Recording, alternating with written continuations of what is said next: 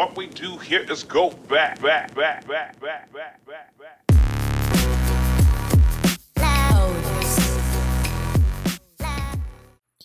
Hello and welcome to Chapter 8, The Unification of China, for Mr. Toyama's AP World History. Here's our chapter overview. This chapter explores the unification and expansion of China during the Qin and Han dynasties, 221 BCE to 220 CE.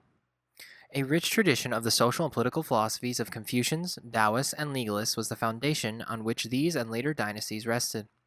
Significant elements contributing to the unification of China in this period included the following. Number 1, the building of a centralized bureaucracy staffed with professionals educating Confucian thought and values. Number 2, a prosperous economy based on technological and industrial development and long-distance trade. And finally, number 3, the standardization of written language. All right, so first up during this time, China has really not settled on a principled idea of what it should be following as a way their society should be organized. And along comes Confucius, traditionally known as Confucius. He was born in 551 and lived till about 479 BCE. He was known as Master Philosopher Kong. He had aristocratic roots, meaning he came from a noble family or a landed family. He was unwilling to compromise principle. Now, what that means is that for Confucius or Confucius, that the principle of something should not be given up in terms of the realistic situation that was happening. So, for example, in your life, a principled stance would be something that you would not break based on the circumstances that were happening that might benefit you.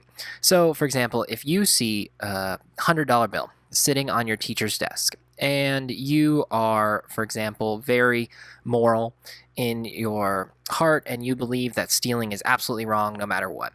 You may, for example, be in the classroom with the teacher. The teacher may say, oh, I'm going to step out for a little bit. Nobody do anything. I got to grab something really quick and come back.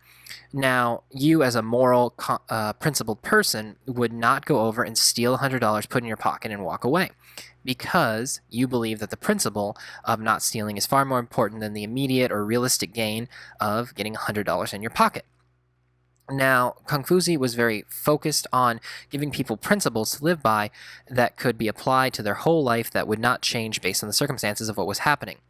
After a decade of unemployment and wandering, Confucius eventually returned home, a failure, and died soon thereafter. His teachings become known as the Analects. They consist of a couple different things that we're going to talk about in a couple minutes, but he has a very profound impact on China even to modern day.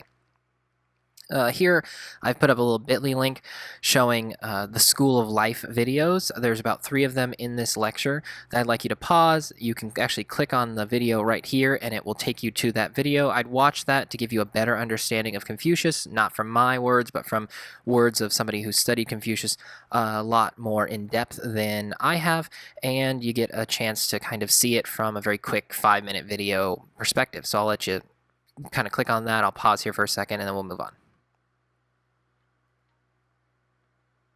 All right, so we're going to go ahead and move on. The Confucian ideas, as talked about in the video, number 1 talks about ethics and politics. It avoided religion and metaphysics. Ethics now are about how one should act in a moral way. This is regardless of the situational problems, or regardless of if there is gods or a god watching you do anything. Ethics are moral actions that are positive or negative, and you need to choose as an ethical person the good actions over the bad actions. Politics, on the other hand, is defined on how people should govern, what are the best ways to govern, what are the best choices in governing, and how should one go about ruling their peoples. Like I said, they avoided religion, metaphysics, the way the world is ordered, maybe in spirits, or maybe in the way that the gods in the heavens might see you do actions. It avoided this in a lot of areas. What Confucius did propagate was the Junzi, or superior individuals. He believed that by applying properly the ethics of right action and the politics of good action, you will get superior individuals, and they would find their roles in society through government service. So by having people who train and study and prepare themselves with the right ethics, train and prepare themselves with the right politics or how to govern, they would become junzi, and they would be able to lead the people because they would have good ideas or good policies that would be embedded in them, and they would become good leaders for the people as a whole. They wouldn't steal, for example, from the people because it was advantageous to them. They would do the right thing because that was the ethical thing to do. There's an emphasis on Zhou dynasty texts, which later formed the core text of Chinese education. This is going to be kind of the 101 or the introductory course in Chinese education. Understanding who Confucius was, his ideas, become the cornerstone of what it means to be Chinese in later education. Some of the Confucian values here are a couple. We have Ren, which is kindness and benevolence. Confucius believed that a good leader or a good person would be someone who practiced Ren, who practiced kindness and benevolence towards others, someone who didn't seek vengeance, someone who didn't seek to get revenge on others, but instead focused on doing the right things in a kind way. And benevolence means to give freely of yourself and be a good person in terms of sharing your goods, sharing your wealth, sharing the things that you have. He also believed in Li, which is propriety, which means sticking to the way things are. So propriety has to do with, since the government's in charge, they're in charge for a reason, you shouldn't try and overthrow it.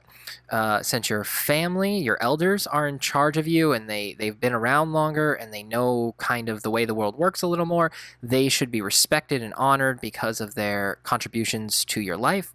And that there's an order to the world, that the king is in charge and the regents under him are in charge of you, and then it goes down all the way to you, and you're supposed to follow the order. You shouldn't try and get rid of people. You should just kind of keep things the way they are because that's the way it's ordained and that's how society has been set up and structured, and that's good. I also believed in Zhao, which is filial piety. Filial piety is honor and loyalty towards your family, and the idea of Li connects back to filial piety in that the male elder, the oldest one, is the head of the family. So, for example, probably a grandfather would be the most important member of the family, and you should listen to him and honor him and help him whenever you can. Next would be the second oldest male in the family, probably your father or your uncle or somebody, and they should be honored and respected for their role as the second oldest person, and so on and so forth until we get down to you. And if there are people younger than you, they're supposed to respect you and honor you and trust you in that you are supposed to practice Ren or kindness towards them, and they will receive from you benevolence and good things, and you will help them out. And everyone kind of follows this train of logic, and everyone should help everyone below them and respect everyone above them, and that will lead to an ordered society. These traits lead to the development of junzi, which will be good, superior leaders that eventually should be the ideal leaders for the society, and these Confucian values will make the society go well because as long as everyone's doing the right things, as long as people are following what they need to be following and doing what they need to be doing, the society should grow and prosper as a result. Next, we get what's called Minkus. He was a principal Confucian scholar. He had a very specific idea of how people were organized. He believed that he was an optimist. He believed in the power of Ren, that kindness and benevolence were good things. He was not influential during his lifetime. He's considered a prime exponent of Confucian thought since the 10th century. As an optimist, he believed that people were good and they were designed to practice Ren as much as possible, and that Ren should be the natural order of the world, that goodness and kindness are positive things, and most people want to do the right thing, be kind, be benevolent towards one another, and by doing that, they're going to help themselves. So by being mean to everybody you meet is probably not going to work out well for you. So he believed that being an optimist, as promoting these ideas of goodness and kindness, that people will naturally just want to do those things because it's in their best interest, as well as making the society as a whole better. Then we get to Junzi. He had a career as a government administrator. He had almost an exact opposite of Minkus, and he had a belief in fundamental selfishness of humanity. He believed that people naturally were selfish, and that by being naturally selfish, they're not going to practice Ren. They're not going to do good things. They're not going to want to be kind to one another. And instead, Minkus believed that people were going to take advantage of one another as much as possible without certain structures in place to prevent that. So Junzi was emphasizing Li, or rigid propriety. He believed that the only way to keep people from taking advantage of one another and just overusing their power was to keep rigid propriety. What's to stop someone who believes that they are getting a raw deal to just overthrow society, or to overthrow the person above them and get rid of them or kill them? So you have to have rigid propriety, meaning that you believe that the way the system is structured, you have to have reverence or respect for the system itself. You can't just rely on the kindness of people. So even if your father or your grandpa or the government or whoever's in charge of you is being rude or mean or actually harmful to you, you still have to practice rigid propriety, because maybe you just don't understand what they're doing, or maybe you need to kind of just follow the rules as is and know your place, because that's an important fact of life. You just need to know where you fit into the structure of society. And his big emphasis was on discipline, knowing that the order of the way things are just the way they are, and you need to adhere to that, and you need to discipline yourself to do your job well, and to do your honor and respect to who needs honor and respect. And going down the chain, you should practice the goodness and kindness if you can, but mostly people need to be good anyways, because that's just the way society is structured, and they shouldn't fight back or rebel, because that's just the discipline of following the rules. And that the discipline also means that it needs to be structured in a way that when somebody steps out of line, people are harshly put back into place, meaning that if there was a rebellion, you squash it. If somebody doesn't want to do their job, then you jail them or even possibly kill them. You just keep them in line, because once you start letting some people kind of go off the rails of doing their own thing, that's going to cause societal breakdown, and that would be bad. Next up, we have Daoism. Now, Daoism is kind of opposed to Confucianism in a couple different ways. Number one, Confucianism believes that if you just apply the right ethics and the right politics to any situation, and you follow it systematically and do it exactly to the way that your principles are stated, then you will get the achieved outcome of good. If you believe, for example, in Ren, which is kindness, that eventually good things will happen, because you're constantly about kindness. So yes, it might help you now to be unkind, but in reality, you should stick to your principles and be kind no matter what, because that's what the way the world should be. Now, these critics of Confucianism under Daoism believe in passivism, meaning not really actively seeking out changes, not really seeking out to change the structure of their society, but just kind of letting it flow. Kind of a symbol of what Daoism kind of represents is kind of going with the flow, or allowing the way of nature to just take its course and do what it's going to do anyways. There's a rejection of active attempts to change the course of events. So, for example, you might see that bad things are going to happen. Well, bad things are going to happen, so why act? You might see good things are going to happen, so let good things happen. Why act? The idea is to just kind of let the things of this world happen, and you kind of find your place in the letting go and the passiveness of not actively engaging in their change. The founder was known as Lao Tzu, or Lao Tzu. He lived in the 6th century BCE, and he wrote a famous text called the Tao Te Ching, or the Tao Te Ching. It's a classic of the way and virtue. In the Tao Te Ching, there's a couple different things. It promotes the idea of the Tao, or the way of being, and it gives a couple examples in the Tao Te Ching. Like, for example, when you think about a wheel, and in a classic wheel, there's a cart wheel, which has spokes on it to support the structure of the wheel. Now, the wheel itself is moving along, and what is there is good, but without the gaps in between the spokes that create absence, the wheel isn't a wheel.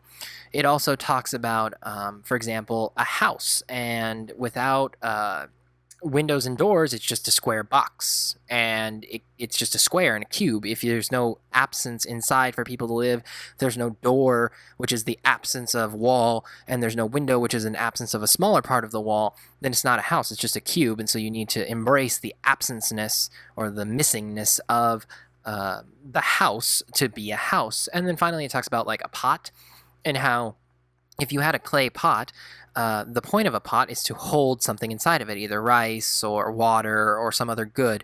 And without the cavity inside of the pot, it's not a pot, it's just a piece of clay. And so it's an embracement of what is not there, as well as embracing what is there and trying to just kind of see things for the way they are and allowing them to do their thing rather than actively trying to change or manipulate and add to something, because there's kind of a beauty and a structure to what is not there as well as what is there. And then we get something like the Zhuangzi, which is named for the author. It has a couple different stories in it. One of them talks about the author, Master Zhuao, who is sleeping one night, and he has this dream that he's a butterfly. And he's flying around as a butterfly, and he's having this dream, and he's really, really into the dream, and he believes that he is a butterfly. And then suddenly he wakes up, and he's almost a little freaked out because he doesn't understand where the dream ends and where he begins, and he's wondering to himself, am I Master Zhuao that is dreaming that he was a butterfly, or am I a butterfly dreaming that I'm Master Zhuao? And it doesn't really matter at the end of the story because you can't really change either one. And so the Daoism kind of pushes its way through because there's no active pursuit of trying to figure out that answer, because it really doesn't matter. Either you're one, the butterfly, or you're the other, Master Zhuao. So Daoism promotes these ideas of emptiness, space, passivity, not actively changing things, and this is completely opposed to the ideas of Confucius that is trying to implement ideals actively on a society to change the course of events. Here again, we have another bit.ly with AP World under Daoism. Go ahead and watch this little short video. I'll put a link right on top of it. You can just click through, spend a couple minutes, watch that, and then come on back.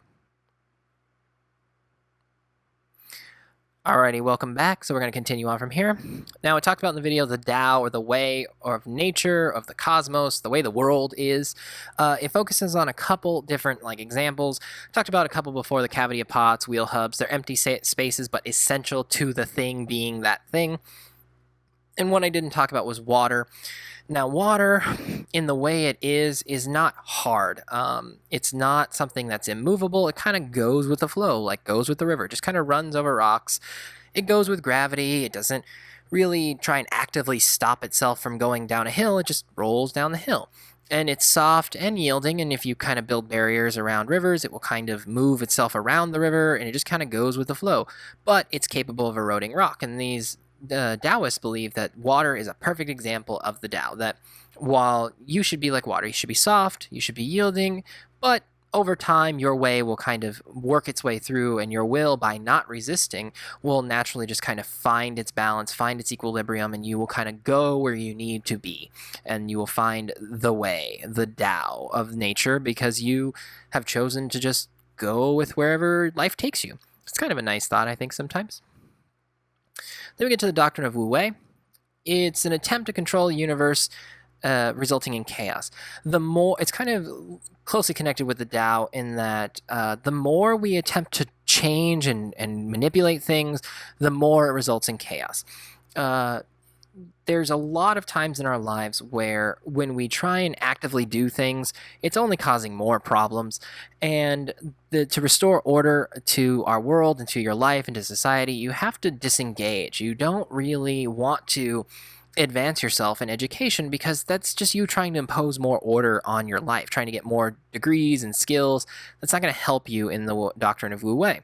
And you're not supposed to have ambition in the doctrine of Wu Wei, because ambition means that you have a set of goals that you can be disappointed from if you don't get to achieve them. Let's say you want to be a doctor, but you deeply, deeply want to be a doctor, but you don't get there. That's only going to lead to disappointment.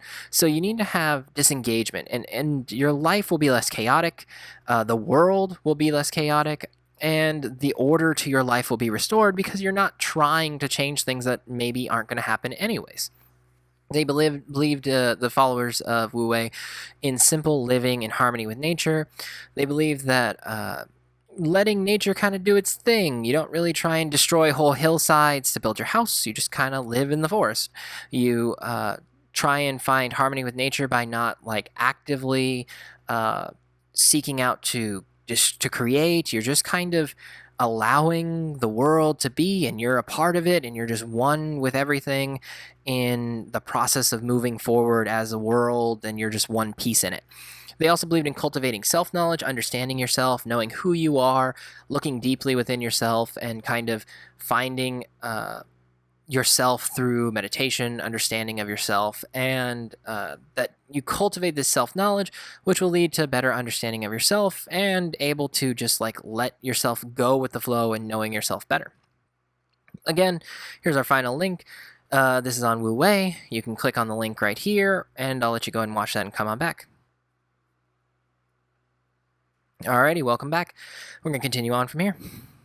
Political implications of Daoism. Confucianism is taught as a public doctrine and Daoism as a private pursuit. Now, a public doctrine of Confucianism is the idea that society should be ordered, and many people reject the idea that Daoism should be used to organize society because it kind of leads to anarchy. If everybody's just kind of going with the flow, there's no leaders, there's nobody to tell anyone what to do, there's no structure. If we're getting attacked by invaders, you kind of just, in Daoism, let it go with the flow. Maybe you all die, that's okay, and that many people are not okay with that. So Confucianism is taught as a public doctrine to be able to say, okay, here's what needs to happen. We need those junzi, those strong, superior individuals to lead us. We need to follow the ideas of Ren and Li and a couple different other ideas in Confucianism to keep everybody in order. The oldest should be in charge. The youngest should listen. Society needs to be ordered along certain lines, and that's a good thing, and that's why the public doctrine becomes Confucianism. Taoism, however, is seen as a private pursuit, not really like a religion, but the way that people want to live their lives is to kind of go with the flow, stand back a little bit and look at what's going on and kind of find their path through that without really causing too much of a fight or pushback. And its ironic combination allowed intellectuals to pursue both. You can see how these diametrically opposed ideas are really having an intellectual struggle within an individual. Because if you believe that Confucianism is a good way to order society, but you also believe that Taoism is a good way for you to live, people basically make up the society. So how should government be organized if Confucianism is public, but Taoism is how people act? So it kind of causes this intellectual discussion, and people try and find ways to kind of blend them together, and these intellectuals talk about it endlessly during this time. Then comes the idea of legalism. It's an emphasis on the development of state. Ruthless ends justify the means, and so here's how it works. The emphasis on the development of state means that the state should be the primary. It's a similar idea to Confucianism that the order of society should be the state or the society or the government as a whole, and then goes down to family and then individuals. But the development of the state needs to happen because it's the best way to promote the most good to the most people. Now, if the development of the state means that we need a lot of soldiers to go out and hurt people so that we can be safe, then that's what we have to do. We can say all we want about Taoism, we can say all we want about Confucianism, but at the end of the day, we need to have big bad men with spears or guns or whatever to go out and hurt people that want to hurt us. And so it's ruthless in that if you don't want to go, too bad, you got to go to fight people. If you don't want to grow crops, too bad, we got to grow crops or people are going to die. And if you don't want to fight, or if you don't want to be a part of that system, well, then maybe eventually we're going to have to kill you and get rid of you or throw you in jail. And so these ends justify the means. Yes, people are going to be unhappy with your policies. Yes, people are going to be unhappy with the way things go, like taxes, for example, but you don't want to live in a society without taxes, without an army, without a structure where it's just pure chaos. The role of law is paramount. It's at the very top of this legalism view of the world. There is strict punishment for violators. In our society, we believe that there are times where somebody may do something that's wrong, but in reality, the ethical thing is kind of letting them do that wrong thing. For example, a famous story is a man has a very sick wife or a sick child, and there's a window at a pharmacy with the medicine that can save the life of their wife or child, and the man doesn't have any money and it's closed. Well, the man decides to take a brick, break the window, steal the medicine, save his wife, save his child, whichever one it is in your example. And we would all say, oh yeah, of course, like what is one window and maybe some money to the life of one human being? But in legalism, they would say the role of law is you don't break things, you don't steal things that aren't yours, and there should be strict punishment. It doesn't matter your reasons for doing it. There is a specifically laid out law, and you can't break it, and if you break it, too bad, you're getting the punishment, just like as if you were trying to do it for malicious reasons. There's a principle of collective responsibility that we are all in this together, that together we need to organize society and we all need to pull in the same direction. And if you don't want to pull in the same direction of supporting the state, supporting the government, supporting what we're doing as a society, then you need to be removed from the society through jailing, through punishment, through possibly even death. Shang Yang, the book of Lord Shang, outlines a lot of organizational principles that kind of set up the state, and the idea that the government is in charge, the people underneath that, and it's actually a dedication to the state, even above family and even familial piety. And that if your family tells you to do one thing, but the government tells you to do another, you're supposed to listen to the government, according to the Shang Yang. And this is a very big shift from Confucianism, because they would believe that filial piety is a cornerstone, and that because the government is supposed to be good or acting with ren or kindness or benevolence, then it wouldn't ask you to do anything that would go against your filial piety. But in legalism, they understand that probably there are going to be times where your family doesn't like something, but you need to follow the government because it's best for all of society. Maybe it's not good for you individually, but we all together have to do the right things to make the world or our society better. And then we get to Han Feizi. He was forced to commit suicide by his political enemies. Han Feizi is big on, again, the idea that the government is supreme, that the government needs to be supported by the people, and it's not a good thing to rebel or fight back, and that punishment should be swift. It should be applied evenly to everybody, no matter the crimes, and eventually he's forced to commit suicide by his political enemies because he's seen as very radical for the time. The legalist doctrine focuses on a couple things: two strengths of the state, the agriculture and the military.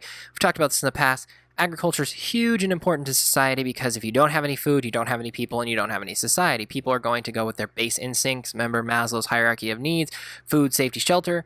And without food, that's going to kind of not make a society run really well. So we have to protect agriculture and make sure that people are getting fed and society is happy and fed. And then we have to protect the people through the military. If there are bad guys that want to hurt us, we need to have big bad dudes of our own to go out and hurt them so that we don't get hurt ourselves. There's the emphasis, the development of peasant soldier classes, that the peasant's job is to grow food. That's their job, and we need to emphasize that and develop that and cultivate the people and understanding their place and teaching them and training them in that way. And then we also need to have soldier classes, people who go out, stab people, hurt people that want to hurt us, and we need to have them as a well-trained and organized group. And without those two groups, we don't have a society that is able to do anything else. We can't get to religion, we can't get to happiness, we can't get to ethics, we can't get to art, architecture, literature, any of that stuff. We have to focus on the first two things, which is safety and food. There is a distrust in legalist doctrine on pure intellectual cultural pursuits because they see them as frivolous. When you're hungry, you're not really in the mood to talk about deep ideas and intellectual, cultural art and stuff. If you're getting stabbed by bad invaders, you really don't care about the ethical quandaries of, say, am I a butterfly having a dream, or am I a dream having a butterfly, whatever that is. You just really are not looking at the world in a realistic way. And the legalists are big on realism, that the way to do the right thing is pretty much doing whatever needs to be done to keep the most people safe and maybe not happy, but at least alive. That's the way that it should be structured. Historically, it's been often imitated but rarely praised. Legalism doesn't always work out because we understand the world's big, it's complicated. Do we really want to make laws and rules that are so inflexible that they are applied evenly to every person? In the example I gave before about the breaking of the window to get the medicine, is there anyone amongst us, I think, that really believes 100% of the time that that is a wrong way to live, or to treat the person who breaks the window? There maybe are a few, but overwhelmingly there is a majority of us who believe that there are instances where certain things need to change based on the circumstances, and that's why we have different laws, and that's why we have judges who are able to apply laws differently based on the circumstances that are surrounding it. That's why, for example, if I'm mad at you and I see you in the street and I run you over with my car, and I get out and say, yep, I ran you over with my car because I hate you and I don't like you, I should go to jail. But if, for example, I'm in the car and you're riding your skateboard and I accidentally run you over because I was looking at the light and I wasn't really paying attention to the crosswalk, if I accidentally kill you, the law in America, for example, has certain mechanisms in place that I won't go to jail forever, that I might even have suspended sentence of probation. I might not be able to drive again, but I won't be put to death, for example, for intentionally trying to kill somebody. And that's almost the opposite of legalism. In legalism, both instances, I would be given the same punishment no matter what. Next, we get to the unification of China. The Qin Dynasty develops, 4th to 3rd century BCE. They give generous land grants under Shang Yang. Private farmers decrease power of large landholders. These land grants are basically chunks of land given out under Shang Yang to private farmers who now have the land and ability to cultivate their own food for themselves and even take some of that food to the market to trade. These large owners that had the land before lose power because they're no longer allowed to basically create tenant farmers, which are people who are attached to the land and have to grow food and pay taxes to feed themselves and feed the lord of the land. And the large landowners also have less money as a result of smaller land holdings. There's an increasing centralization of power under Shang Yang, and there's improved military technology, which we'll talk about in a couple minutes. The first emperor was Qin Jidi. He ruled from 221 to 210 BCE, founds a new dynasty as the first emperor. The dynasty ends in 207 but sets a dramatic precedent. The basis of rule is centralized bureaucracy, and I've talked about this before. It's one of my favorite B words, bureaucracy, that having a society organized around one person making all the decisions doesn't always work out super well because the one person isn't always able to see the on-the-ground kind of effects of their policies. They're not able to kind of apply situational awareness to different ideas and situations. And so having a centralized bureaucracy helps in being able to say, okay, here's the rule or here's the idea, and let's make a law, and then have other individuals that are assigned with the power of the emperor or power of the government to go out and enforce those laws. A very famous example is like taxes, for example. Now, the government needs taxes to pay for the military, for public works, for other things that make society run and work out well. And the centralized bureaucracy helps to ensure that the taxes are collected. If the emperor was to go around and try and collect taxes from each and every person, that could take forever, and he'd never actually collect it, and people could hide their money, and there would be lots of problems. But the centralized bureaucracy allowed the emperor to kind of say, okay, here's what I need. I need everyone to go out and collect taxes from all the people. And he would assign tax collectors to go to different regions and different villages and different towns and collect the money from the people. And then each one of them would bring back the money to the center, the big part of the government, and they would then be able to collect it efficiently and faster.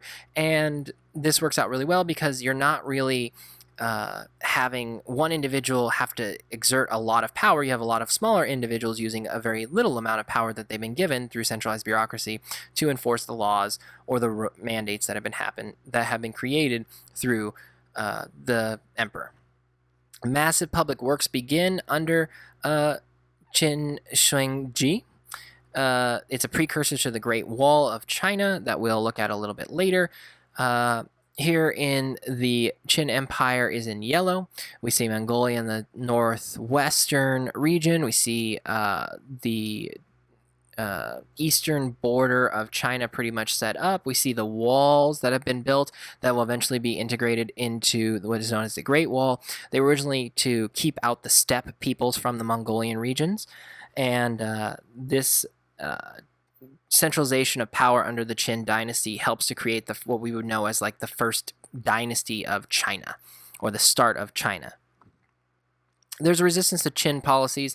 The emperor orders execution of all critics. This is a very harsh and brutal way to run a country or a society. Executing all your critics doesn't really bode well for making you a very popular person, but it does kind of silence people from criticizing whatever you're doing. This kind of would be in the legalist tradition of kind of supporting the state no matter what, and if you make a law that says anybody who criticizes the emperor, they're going to die, well then they're going to die. He orders under the Qin policies, there's the ordering burning of all ideological works, all works that are about philosophy, literature, religion, anything that isn't really in support of the state necessarily is burned. Some 460 scholars are buried alive. They dig big holes, they push them all in, and they throw dirt on them until they're basically suffocating to death. Others were kicked out or exiled from the countries, from China itself, and there's massive cultural losses. At this time, we know that like lots of the what we know of writing and intellectual work and philosophy and ethics kind of disappears from history because no one is able to carry on their tradition or their ideals. Under the Qin, there's centralization. There's a couple standardizations that happen. Number one, there's standardization of laws. Everybody applies. The law applies equally to everyone, and it's all the same across the entire holdings of the Qin. The currencies are standardized, meaning that the money is always the same size, shape, its value is the same no matter where you travel within that space. Weights and measurements are made the same. We talked about this in the past, that like a pound in California is the same weight as a pound in New York. And this weights and measurement systems helps to facilitate trade and commerce, because you know that like what you're getting for 1 pound in one region can be compared evenly to another pound in another region. And finally, script. Previously, there's a single written language with distinct scripts, and now it's one language with one cultural alphabet that is always the same across the entire empire. And there's the building of roads and bridges that supports trade and commerce. There were massive tomb projects built by 700,000 workers, slaves, concubines, and craftsmen sacrificed and buried after it. These massive tombs were created. Excavated in 1974, 15,000 terracotta sculptures of soldiers, horses, and weapons were unearthed. I'll show you a little picture here. This was found in 1974. These terracotta warriors from the tomb of Qin Huangdi, the first emperor, shows that he was trying to promote a sense that even long after he had died, that just like in Egypt, his slaves, architectural workers, concubines were killed and buried with him, and that he would have this terracotta soldier army that stood guard around him, showing the power and might of the first Qin emperor. And this is a feat even to this day. You can look online at some of these pictures, the detail. Each one of these soldiers has very small differences in their dress, in what they're carrying. We can tell what military rank they are based on their positions, based on the adornment that they're wearing in these terracotta sculptures. We see that they're broken up into regiments or groupings. We see horses. There's a couple different groupings of weapons, and this is just an amazing feat even to this day for such a time as people were doing this basically by hand through artisanship and craftsmen. Then we get to the Han Dynasty. The civil disorder brings down the Qin Dynasty. You're not a very popular emperor if you're going around promoting a very strict legalism. You're not a very popular emperor if you're killing off a lot of your subjects. You're making 700,000 people build you a giant tomb. And eventually civil disorder brings down the Qin Dynasty in 207. Liu Bangs formed the new dynasty known as the Han Dynasty, 206 BCE to 220 CE. The former Han is 206 BC to 9 CE. There's an interruption around 9 to 23 CE, and the later Han is known during the time of 25 to 220 CE. Early Han policies. They relaxed the Qin tyranny without returning to Zhou anarchy. Under the Zhou, there was a lot of just like freedom. There wasn't a centralization. We talked about this in earlier chapters on China, but the Qin tyranny of strict legalism and strict adherence to certain policies was kind of relaxed. They created large landholding, but maintained control over administrative regions. These large landholdings allowed those former landholders to get back some of their land. Many of them had died by this point, but there is this reemergence of a large landholding class. There's a maintaining control over administrative regions. When you have lots of land, you have lots of money, you can usually pay for your own armies, or you can get people to be devoted to you in the fact that you're feeding them.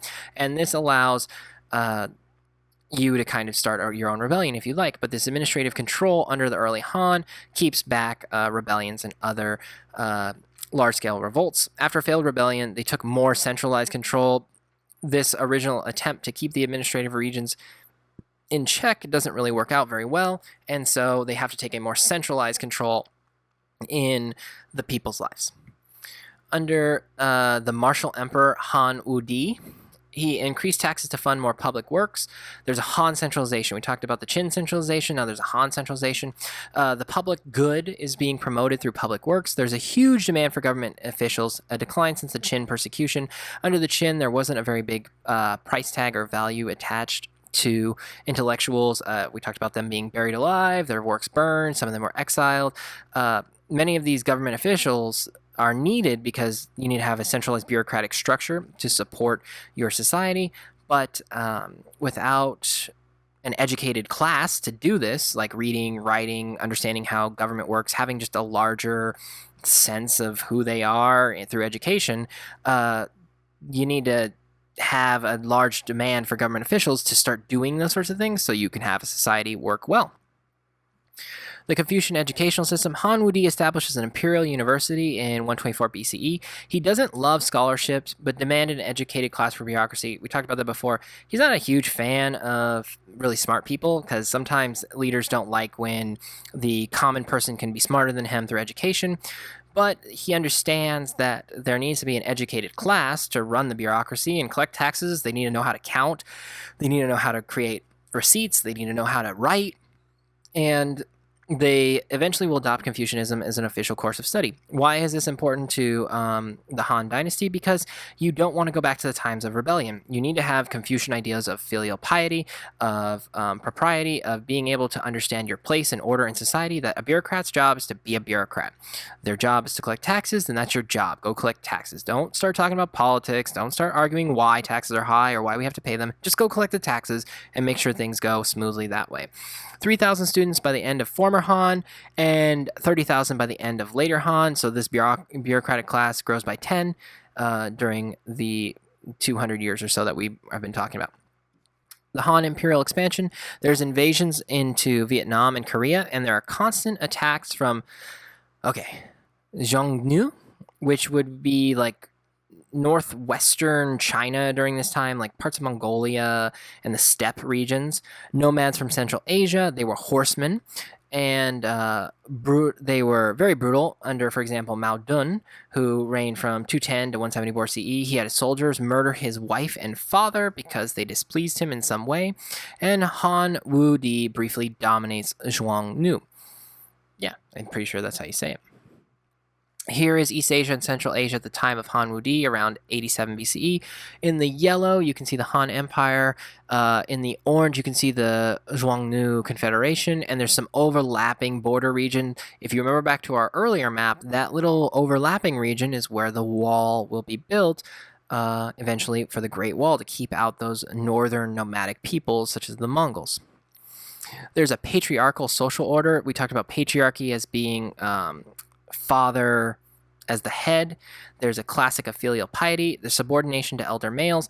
This is a big Confucian idea, is that the way the society is structured is good, and this needs to be set up in filial piety, that the elder males, the oldest male on down to the youngest male, and then the oldest woman on down, you need to bend your will to what they want. If your father tells you to go out in the field and dig holes, then you got to go out and dig holes because that's your place in life.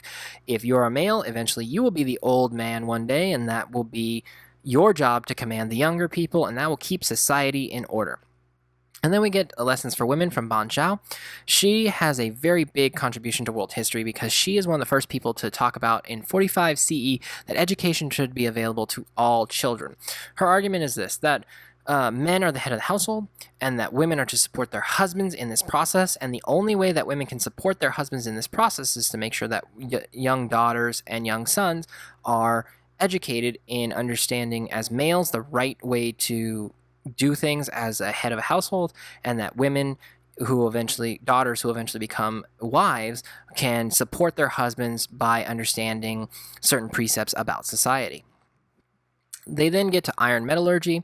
There's an expansion of iron manufacture. The iron tips on tools are abandoned as tools are entirely made from iron. Originally, iron was scarce, but then they increased their metallurgical prowess, and they're able to produce whole tools that are able to be more resilient during warfare. They have increased food production because of iron tools that are able to help them to cultivate more land, and superior weaponry to those around them during this time.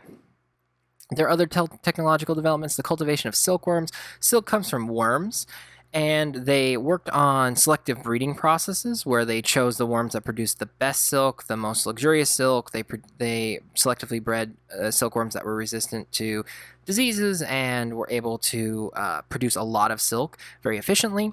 They also controlled their diet. Other silk-producing lands relied on wild worms, where they just found worms, kind of just let them produce silk, and as they collected enough silk, they eventually would make some silk. But the Chinese were the first to really control what the silkworms were eating to produce the best and high-quality silk, and this creates a very high price on Chinese silk coming out of this region during this time. We also get the development of paper as we would know it today. Originally it was bamboo and fabric that was written on, and it would be bound together in strips, kind of like what I like to think of as a very tightly bound window coverings. You know how like you have the blinds in your house and they kind of fit together on top of each other with rope? What they would do is just write on the little slots or in between, and they would kind of bound them together and then roll them up to protect them. Fabric also, if you just kind of unfurl some fabric, imagine just writing on your bed sheet and then you can roll it up and keep it safe. Well, that's abandoned in favor of wood and textile-based paper. They also developed the crossbow trigger. Crossbow can fire an arrow more efficiently. You don't have to be a skilled archer. You just kind of aim the bow and like pull a trigger, and it lets go of the arrow, and it fires it pretty far and efficiently. They also developed the horse collar. It's a thing that goes around a horse's neck that is able to pull a plow more efficiently. Normally, if you're using a rope around a horse, you can make it very sick, or you can even damage the horse by using a rope for them to pull a very heavy iron plow behind them. But the horse collar shifts the weight from around their throat onto their shoulders, if horses have shoulders, at least onto their legs, where they can pull the plow more efficiently. And a ship rudder. A ship rudder is the thing that goes into the water that allows the ship to kind of use the current to tilt it one way or another as it moves through the water. There are economic and social difficulties. The expenses of military expeditions, especially against the Zhuangdu, taxes become increasing, and there's a beginning of arbitrary property confiscations rise. Randomly, the government just kind of goes in and says, all this land from this section to this section is now the government's property, and it's going to be redistributed to new peoples. This pisses off a lot of people, and there's an increasing gap between the rich and poor. Slavery kind of grows under this, that people have to sell themselves into slavery for paying back debts. And tenant farming. Tenant farming is where you have to work on the land, but you owe the landowner a certain portion of your goods. Many times you give them basically what you would make in profit from your labor, so all you're left with is enough to feed your family, and then you'd still be in debt to the landowner, and every year you could never basically leave. You're just stuck to the land because you're always in debt. This brings rise to banditry and rebellion. Banditry is where you go out and you steal stuff or rob people, and rebellions where you try and overthrow the government. Then we get to the reign of Wang Mang. Wang Mang is the regent or overseer for two-year-old emperor.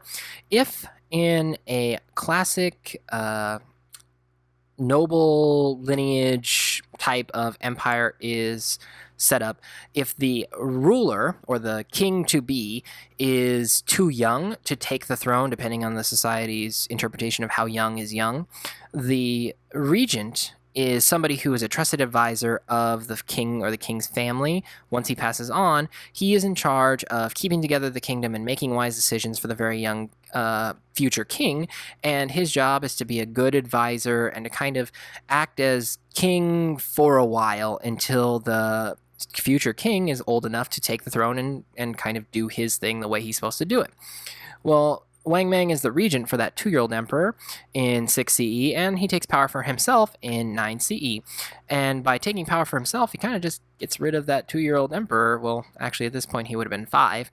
And he introduces massive reforms. He's known as the socialist emperor, and we'll talk about socialism a little later, but socialism is the idea of promoting the good, using the power of the government to promote the good of the most, for the most people. And so he does this thing of land distribution, but it's poorly handled. He tries to give back a lot of the land to the peasants, but some of the owners that were holding a lot of land kind of start to get upset, and then he kind of goes back, and it kind of gets confusing, and this social chaos ends in his assassination in 23 CE. So this is one of those times where an emperor actively tries to do the good for the people, and as a result ends up kind of making a lot of people more angry in the end. In the later Han Dynasty, the Han Dynasty emperors manage with difficulty to reassert control. This chaos of land redistribution, not knowing who owns what, how debts are set up, where people are getting paid from, causes what's known as the Yellow Turban Uprising under land distribution problems. People are increasingly feeling like they are losing lots of money, they're being overtaxed, and they're feeling like the government is increasingly not caring about their welfare and their needs, and so there's a rebellion by these people known as the Yellow Turbans, and the Yellow Turbans were known basically because of these like yellow scarves they wore on their heads to kind of distinguish themselves as like their own group or gang. And there was a lot of internal court intrigue, meaning there were scandals and assassination attempts and all kinds of juicy, gossipy stuff you can read about in your book. And there was a weakened Han Dynasty that collapses by 220 CE. Here we go, I made it to the end. When you finish this chapter, you should be able to do the following. Compare and contrast the emergence of belief systems designed to restore political and social order in China. Talked about 4 in there, and how did those belief systems try to restore political and social order in China during this time? Explain and discuss the unification of China through the efforts of the Qin Dynasty. How did the Qin Dynasty rise? What did they do to try and unify China? And there was one big slide that talked about its centralization process. Explain the rise and success of the early Han Dynasty. In the early Han Dynasty, how were successes measured and why was it so successful? Next, discuss the reasons behind productivity and prosperity during the former Han era. It's pretty self-explanatory. Next, identify the social and economic difficulties that led to the decline of the former Han Dynasty. What happened in society and economically that caused problems to have the former Han Dynasty fall apart? And finally, discuss the important features of the later Han Dynasty. Here's your writing assignment. Write a short response, 5 to 8 sentences, to the following questions using specific examples from the textbook, and be prepared to discuss them in class. Number 1, what factors during the Qin and Han worked against political stability and economic prosperity? How did these factors eventually contribute to the collapse of the Han? Okay, so what factors caused the Qin and Han Dynasty to not create political stability and economic growth? And how did these factors eventually contribute to the collapse of the Han? Number 2, which aspects of Chinese culture during this period were most influenced by Confucianism, by Daoism, or legalism? Explain your responses. I would just make a bullet point list and just kind of say, okay, Confucianism, Daoism, legalism, and just start writing out some of the things that were influenced as a result of those 3 ideas. And then I would explain kind of right after each of those specific things of why those ideas were influential to those things that you've chosen. And finally, number 3, what did the discovery of the tomb of the first emperor tell us about China during the Qin? This is kind of one of those things you have to look back in your book for a lot more detailed response than what I went into, but you can get a lot just by looking at the tomb of the first Qin emperor and seeing how he structured his society, what his priorities were, what were some of the things that he was bearing along with him, what were some of the things that were valuable to the Qin society as a whole. As always, it's been nice talking to you. It's time for you to go back, reread your book, go ahead and answer those questions, make sure you have them ready to discuss. So next time I see you, have a great time reading. I'll talk to you soon. Bye. What we do here is go back. Loud.